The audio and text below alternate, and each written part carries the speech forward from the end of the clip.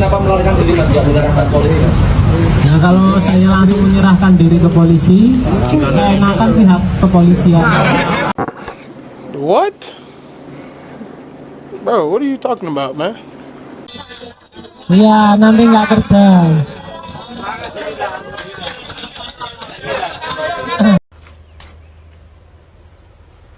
Wait a minute. Who are you?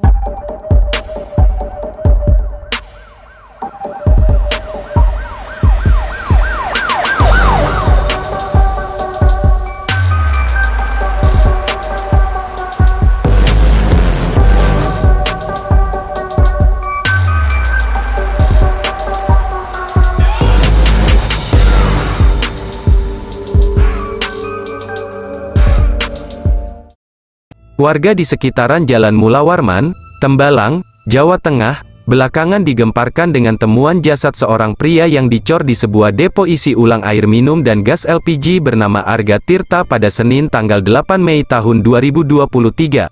Seperti apa detail kasusnya? Keberadaan jasad di samping lorong bangunan ruko, diketahui setelah tercium bau busuk dari tempat usaha tersebut.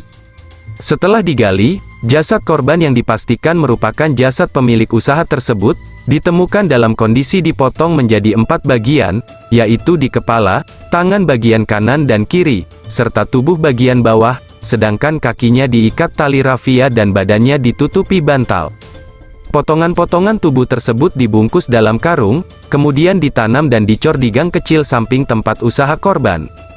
Diketahui dari warga sekitar, sebelum penemuan jasad, sudah sejak Jumat tanggal 5 Mei tahun 2023, tempat usaha tersebut tidak beroperasi.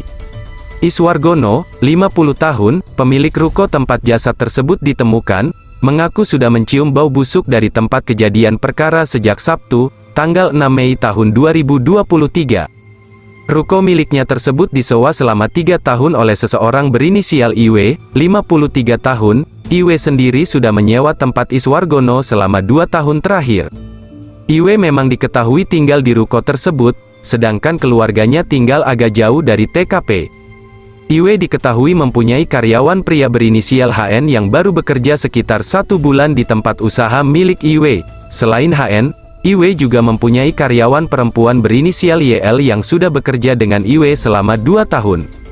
Awalnya, pada Senin pagi tanggal 8 Mei tahun 2023, Iswargono diminta YL untuk membuka ruko karena sudah tidak bertemu lama dengan IW.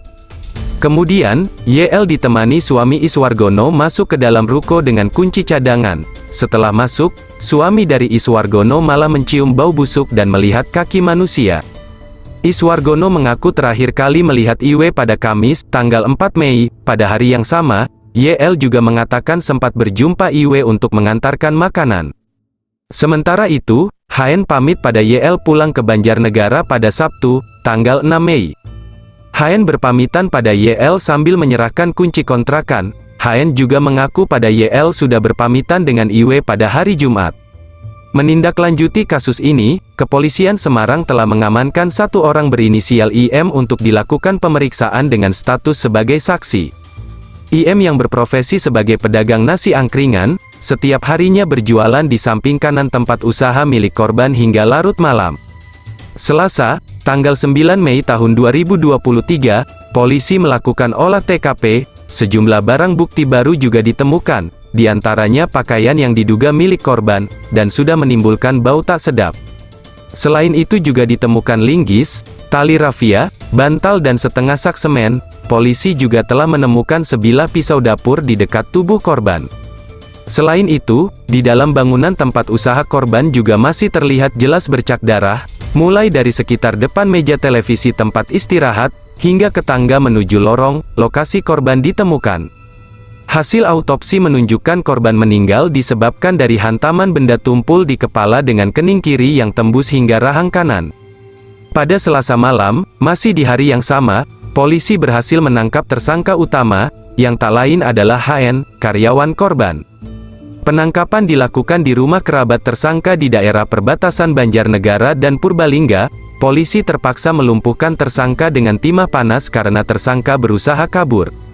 Berdasarkan keterangan tersangka, Alasan dirinya tega menghabisi nyawa sang juragan karena dirinya sering mendapatkan tindakan kekerasan oleh korban bila melakukan kesalahan saat bekerja, tak hanya pukulan dan tamparan, tersangka mengaku sempat disudut rokok oleh korban. Tersangka melancarkan aksi kejinya pada korban kala korban tertidur lelap di TKP pada Kamis tanggal 4 Mei tahun 2023 pukul setengah 9 malam. Setelah menghujam korban dengan 2 tusukan menggunakan linggis di pipi kiri dan kanan, tersangka kemudian menghampiri warung angkringan dekat TKP untuk minum. Kemudian pada pukul 4 pagi, tersangka melanjutkan eksekusi pada korban yang diketahui masih bernyawa dari suara korban yang mengorok. Tersangka kemudian memotong tubuh korban menggunakan pisau dapur.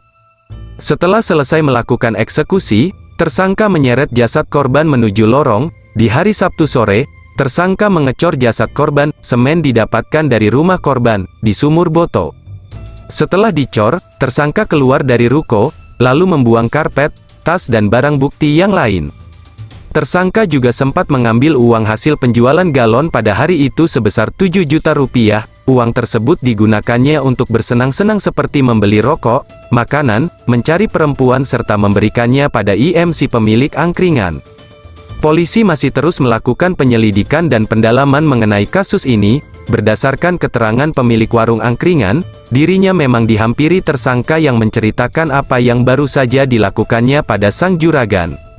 Namun karena ketakutan, pemilik angkringan tersebut enggan lapor ke polisi. Ia pun juga mengaku sempat menerima uang dari tersangka. Polisi juga masih mendalami apakah ada potensi saksi IM akan berubah statusnya menjadi tersangka. Saat kepolisian melakukan press conference bersama tersangka HN, tersangka tidak menunjukkan penyesalan dan merasa puas telah berhasil membalaskan dendamnya. Dia sering ngomel-ngomel sama saya, makanya yang saya potong kepala, bukan mulut. Tangannya kenapa? Tangannya karena dia sering dipakai buat mukul saya. Menyesal nggak, Mas? Enggak, Kenapa, Mas? Kenapa nggak nyesal? ya karena dendam saya udah terlampiaskan. Akibat perbuatannya, tersangka dapat dijerat dengan pasal pembunuhan berencana dengan ancaman hukuman 20 tahun penjara atau hukuman mati. Kasus serupa dengan motif sakit hati kepada juragan pernah terjadi di bulan Februari tahun 2023. MIM, 29 tahun, bos ayam goreng di Kabupaten Bekasi meninggal dunia karena dibunuh di Kampung Kemejing, Sukakarya, Kabupaten Bekasi, pada Kamis, tanggal 16 Februari tahun 2023. Dalam kasus ini, polisi telah menetapkan 2 orang tersangka yakni HK, 21 tahun, dan satu lainnya adalah anak di bawah umur berinisial MA, 14 tahun, mereka merupakan karyawan di tempat usaha korban. Motif pembunuhan pada korban karena sakit hati terkait gaji dan perlakuan korban pada para tersangka dianggap tak becus bekerja sedangkan bayaran yang diterima tidak sesuai dengan janji di awal. Korban dibunuh kedua pelaku dengan dihantam menggunakan tabung gas ukuran 3 kg sebanyak kurang lebih 4 kali. Diketahui, kedua pelaku baru bekerja 5 hari di tempat korban. Setelah proses eksekusi selesai, kedua tersangka pun melarikan diri dengan membawa uang senilai Rp950.000 dan ponsel milik korban. Tak sampai di situ, para tersangka pun menculik anak korban berinisial A yang masih berusia 17 bulan.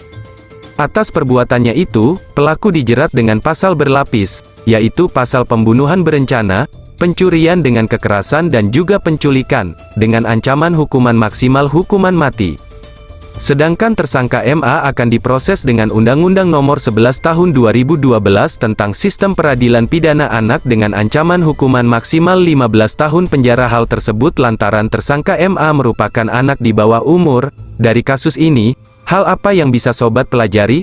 Tuliskan pendapat kalian di kolom komentar. Sekian video kali ini, jangan lupa untuk like dan subscribe. Terima kasih dan sampai jumpa di video selanjutnya.